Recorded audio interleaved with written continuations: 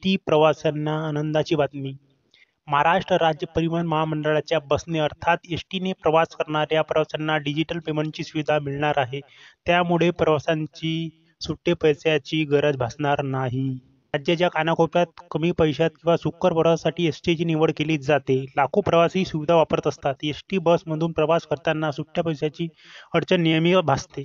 कधी कंडक्टरकडे पैसे नसतात तर कधी ग्राहकाकडे. हे आपल्याला प्रवासादरम्यान पाहायला मिळतो. त्यामुळे अनेकदा वाद झालेली आपल्याला पाहायला मिळतात. आता ही अडचण दूर झाली आहे. एस.टीने प्रवाशांना थेट मोबाईलमधून गुगल पे, फोन पे यासारख्या ॲपचा वापर करण्याचा तिकीट काढता येणार आहे.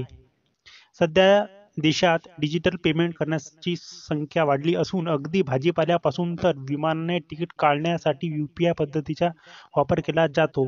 आता ही सुविधा महाराष्ट्र राज्य परिवहन महामंडळाच्या बसने अर्थात एस.टीने प्रवास करणाऱ्या प्रवाशांनाही मिळणार आहे.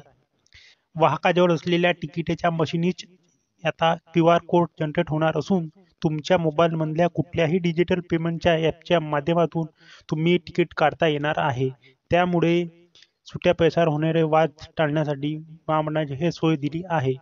सध्या मात्र मोजकेच प्रवासी याचा लाभ घेत असून अनेक वाहकांनी याची माहिती नाही. त्यामुळे सर्व बस स्थानक आणि बसमध्ये याचा प्रचार होण्याची गरज होत आहे. सध्या मोनो, मेट्रोमध्ये प्रवास ही सुविधा मिळतोय. राज्यातील सर्वदूर पोहोचणाऱ्या एस.टीमध्ये ही सुविधा सुरू झाली तर गावगावातील प्रवाशांना फायदा होणार आहे.